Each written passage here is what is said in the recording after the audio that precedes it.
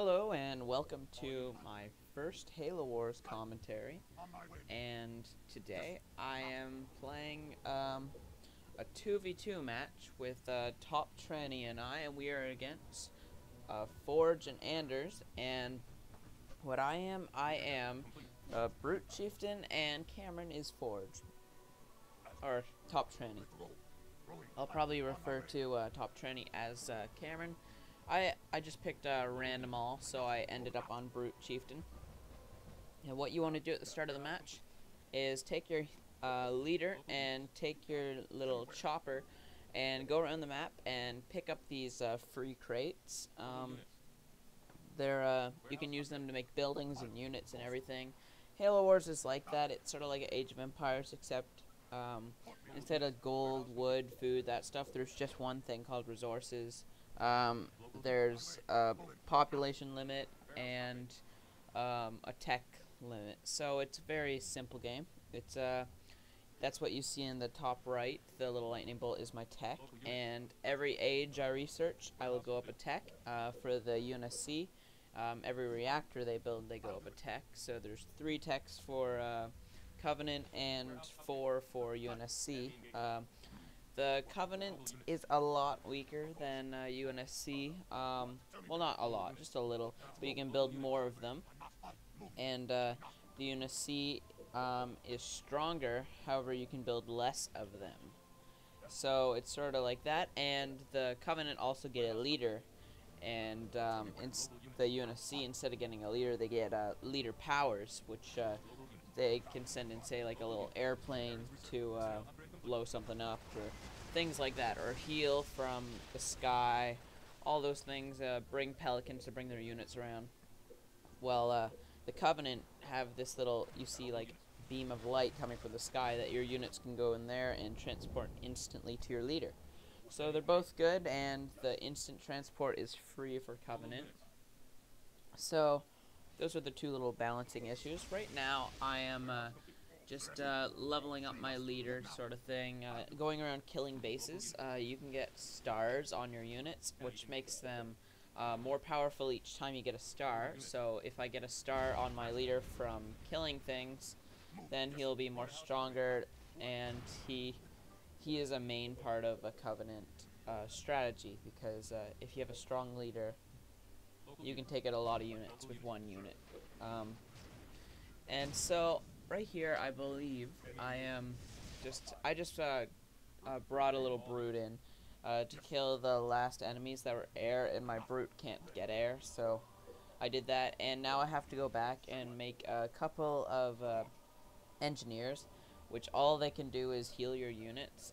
That's one downside of the Covenant. The Covenant do not get a free, well, they don't get a heal you can use anytime. You have to build engineers, which are very weak. But you can get a lot of them and heal up your leader and everyone pretty fast, and they're pretty useful after a while. So a lot of people do this with the Chieftain, because he can't self-heal. Or even the Arbiter. Not so much the Prophet, because the Prophet has a shield which recharges, so you don't really need to heal him as much. So that is basically what I'm doing. And what Top Tranny or Cameron is doing, he is right now he is working as fast as he can to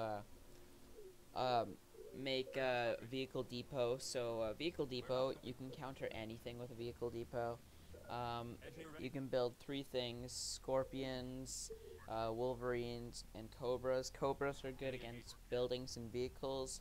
Scorpions are good against vehicles and infantry, and wolverines are good against air. So, and they're all right against vehicles too. There's nothing wrong with them against vehicles. And what I'm trying to do is I'm trying to get a couple of bases so I can get enough money to support myself if we get ourselves into a fight. So, because right now I believe, I don't know if Cameron has units yet. He might. This is actually his 3rd game ever, so he just started playing.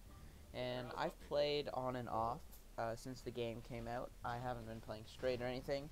So he just bought the game, and it's actually really fun.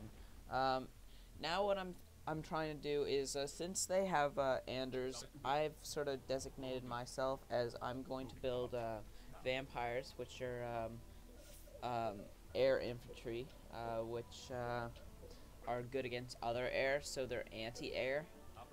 Kind of confusing to get your head around that. So I'm going to get them, and since the other person is Forge, Cameron is going to be building Wolverines and Cobras. The Wolverines counter Anders air, and the Cobras counter Forge's Grizzlies, because you can pretty much I forgot to say, Anders, she's the girl. She gets her specialty is making specialty air units. Forge, his specialty is making specialty tanks, which basically vehicle units, and Cutters, which isn't in this game. His specialty is to make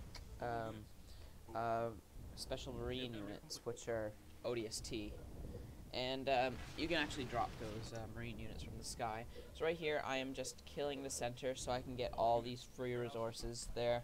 And I have my engineers with me now, so I can heal up after the little fight.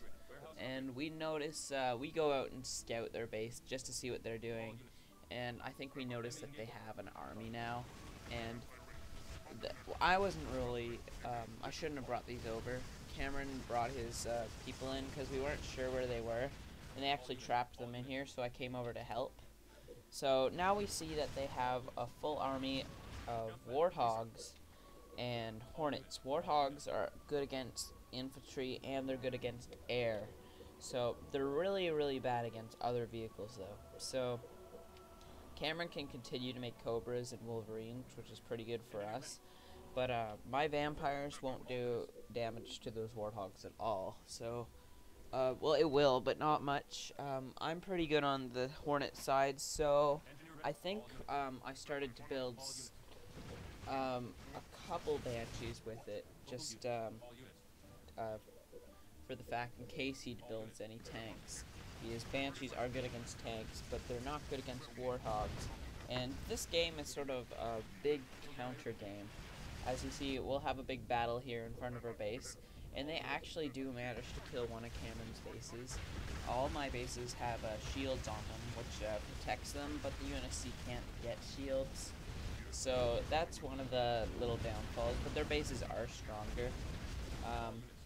So they're sort of avoiding my bases and going for Cameron's, and I basically have to protect his bases here, just for the fact that they'll go for his because they don't have shields. And if they attack mine and don't successfully destroy it, the shields will recharge, and they will have wasted their time. So Cameron is the main target in this game for them. And I think this is good enough for the first part, and we will move on to the second.